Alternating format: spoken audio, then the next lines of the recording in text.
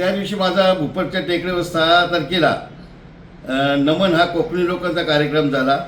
योगायोग असं की त्या कार्यक्रमात आमचे खासदार साहेब डॉक्टर खासदार साहेब आले आणि त्याच्याबरोबर आपले उदय सामंत साहेब आले. हे दोघं आल्यामुळे तो कार्यक्रमाला गर्दी बघून विरोधकाची पूर्ण पायाखालची वाळू घसरलेली आहे. समजलं का? हे आम्ही लोकांसाठी करतो. या ज्या गोष्टी करतो या आम्ही लोकांसाठी करतो, स्वतःसाठी. आणि हे बाजार लावला, एक आम्ही पैसे घ्यायसाठी बाजार लावत नाही. हे तुम्ही जसे हप्त्याला बाजार भरतो ना गल्ल्या गल्ल्याना, हे काम अर्जुनला जमत नाही कधी. हा तिथल्या लोकांच्या मागणीनुसार पॅनॅसिया असेल, रिजन्सी असेल, भरपूर इथे सुशिक्षित लोक सर्व, आणि ह्या लोकांच्या मागणीनुसार मी ते तिथे काम केलेलं आहे.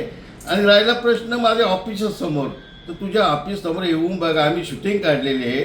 तुझं ऑफिस त्या साईडला, तिथं 300 फुटाचं अंतर आहे, 300 मीटरचा. तुझ्या ऑफिसच्या समोर काय तिथे काय गाड्या नाही का, ते ट्रॉफिक नाही, काय नाही.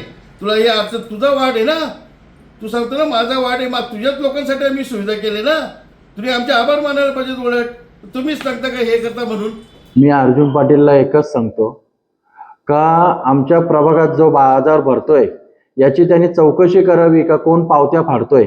हे धंदे आमच्या बापाने पण कधी केले ना, आम्ही पण नाही केलं. राहिला विषय दुसरी का जे बोलतात ना का त्यांच्या पायाखालची वाळू सरकली आहे. एक कार्यक्रम केला तर तुम्ही असे बोलतात, असे आम्ही 15 कार्यक्रम केलेत का वाळू सडकली आहे म्हणून. पण त्यांनी एवढंच लक्षात ठेवा, विलिक्शन अजून यायचं बाकी आहे. जेव्हा विलिक्शन लागेल तेव्हा त्यांना समजेल का विलिक्शन मध्ये कोणाची हवा आहे आणि कोणाची वाळू पायाखालची सरकली आहे. याचा त्यांनी नीट अभ्यास करावा.